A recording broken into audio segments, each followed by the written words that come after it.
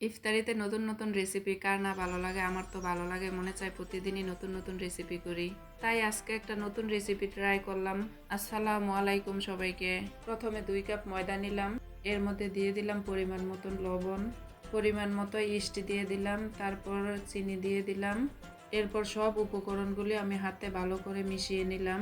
মিশিয়ে নেওয়ার পর তার মধ্যে আমি 2টা ডিম দিয়ে দিলাম। 2টা ডিম দিয়ে তারপর আমি ভালো মতো করে আবার ভালো করে মাখিয়ে নিলাম। তার মধ্যে আমি একটু ডানো দিয়ে দিলাম, কেউ চাইলে এটা দিতেও পারেন, না দিলেও হয়। এরপর আমি পরিমাণ মতো সয়াবিন তেল দিয়ে দিলাম, সয়াবিন তেল দিয়ে ভালো করে মাখিয়ে নিলাম। এর মধ্যে আমি লিকুইড দুধ দিয়ে মাখিয়ে নিলাম। দুধটা আমি আগে থেকে জাল করে রেখেছিলাম।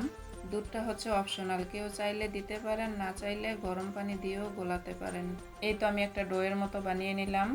এরপর সয়াবিন তেল দিয়ে মাখিয়ে নিব, মাখিয়ে তারপর আমি 1 ঘন্টার জন্য ঢেকে রেখে দিব।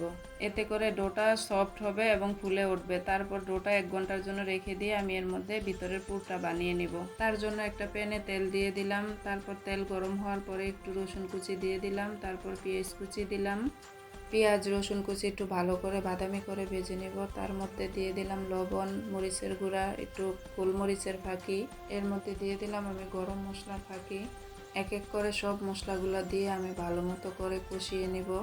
কষানো হয়ে গেলে এক এক করে কাঁচামরিচ দিয়ে দিব, টমেটো দিয়ে দিব।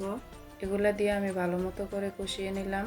টমেটো দেওয়ার পর একটু পানি ছাড়ে, ওই পানিটা ভালো মতো করে শুকিয়ে নিতে হবে।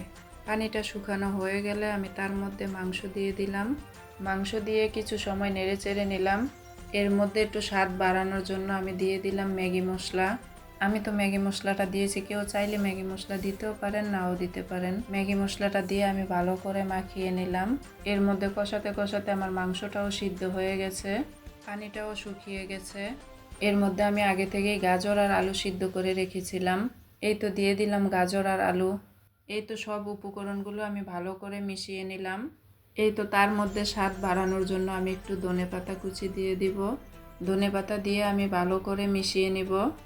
এই তো চিকেন বান বানানোর জন্য পুরটা তৈরি হয়ে গেল।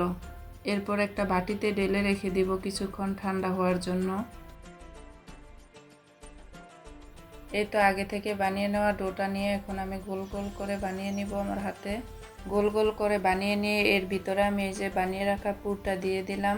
পুরটা দিয়ে আমি চারদিক থেকে ভালো করে টেনে টেনে লাগিয়ে দিব যাতে পুরটা বের না হয়। এরপর এক এক করে আমি সবগুলা ডো এভাবে গোল গোল করে বানিয়ে নেব। সবগুলা চিকেন বান গোল গোল করে বানিয়ে নেওয়ার পর চুলায় প্যান গরম দিয়ে দিলাম। প্যানের মধ্যে একটু তেল ব্রাশ করে নিব। এর মধ্যে এক এক করে চিকেন বানগুলো দিয়ে দিব। চুলাটা মিডিয়াম লোতে রেখে ঢেকে দিব। এই তো তৈরি হয়ে গেল আমার চিকেন বান।